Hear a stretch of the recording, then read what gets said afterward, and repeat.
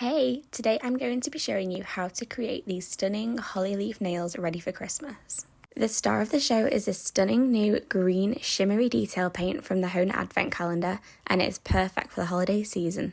First, I am going in with my large round flat brush to paint a solid nail on my pinky. The detail paints are full coverage, meaning you only have to do one layer if you want to. Just look at how amazingly that paints on. This is why the detail paints are also amazing for nail art.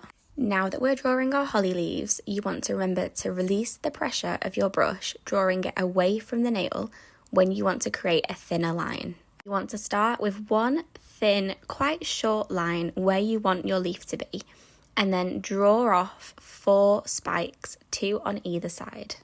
This doesn't have to be perfect, as no leaves are, but try and make the points as thin as you can. I'm going in with about 2 or 3 sets of 2 to make our little bunches of holly leaves, and adding a couple of random ones to fill in any gaps. You can get a little bit creative at this stage and put them wherever you would like, but always remember, release the pressure when you want the leaves to be thinner and apply more pressure in the middle when you want them to be thicker.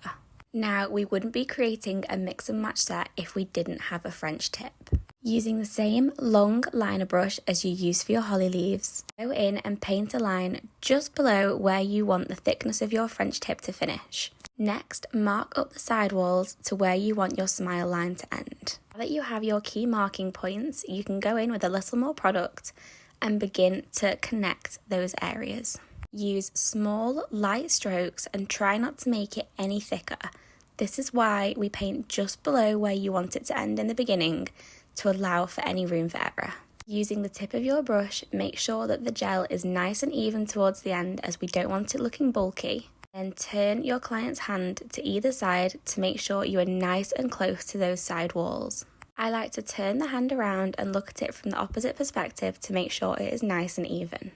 Next, we are going to go in with a couple more holly leaves. We are going to do 2 just towards the cuticle area, and allow these to swoop around ever so slightly. They can follow the natural curve of your client's cuticle area. Make sure to be releasing the pressure, making the tips nice and thin on those spiky leaves, and double check again from all angles before you cure. Remember, until your hand goes in the lamp, you can fix anything, so take your time, make sure you're happy with it, and only cure once you're ready. Because we just can't get enough of this gorgeous detail paint, we are going to do another full colour on our thumbs. Once you've painted the thumb, you want to fully cure this hand in the lamp, as this is your first layer before we go back in and add some more detail.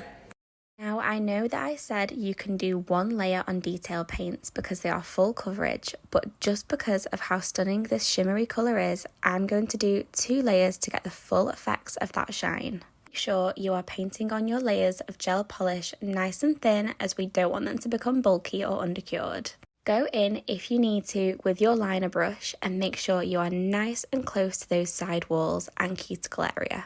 It can be sometimes easier to do it with this brush instead of your large round one, as it is obviously smaller and can get into those little gaps. This design is perfect for people who are beginners or confident in nail art, as you can choose whether you want to carry out the next step.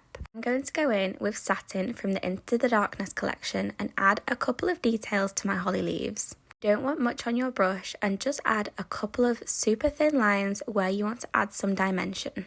Like I said, this step is completely optional, and if you are not confident to do so, the holly leaves just drawn in ivy are still absolutely perfect. I'm going to repeat this step on the pointy finger where I did the holly leaves near the cuticle, and again, make sure you don't have much product on your brush, as you don't want to completely change the colour. For our berries, you want a nice bright red like this cherry detail paint from HONA. Using a small dotting tool, you want to create some little bunches of berries where the holly leaves connect. I always seem to do 3, but again, this is completely optional. You can do as many or as little as you like. You want to ever so slightly tap the colour onto the nail to not make them too big or bulky. Evenly coating your liner brush with white, I like to add a couple of little details onto the berries to make it look as though they are shiny. Sometimes turning your hand or your client's hand to different angles can help you get into those little areas, and make sure to do this on the other finger as well. Going in with that same liner brush very evenly coated with white, Again, this step is completely optional. I'm going to go in and add even more dimension to those holly leaves. Want to do this, focus the white towards the very middle of each leaf.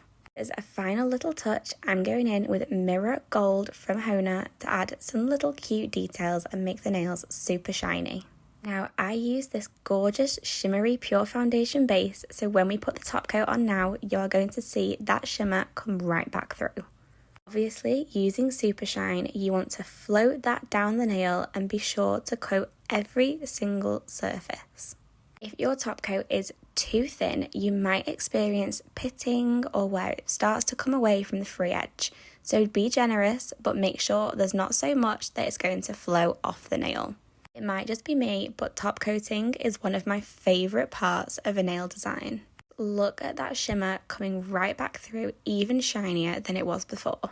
And of course, it wouldn't be a HONA set without the HONA cuticle oil. This is my absolute favourite scent and I just can't get enough of it. A fluffy brush to go in and blend out the cuticle oil in the cuticles and surrounding skin. This helps get rid of the glare on photos and make them not look quite as oily. I have a feeling this green is going to be very popular.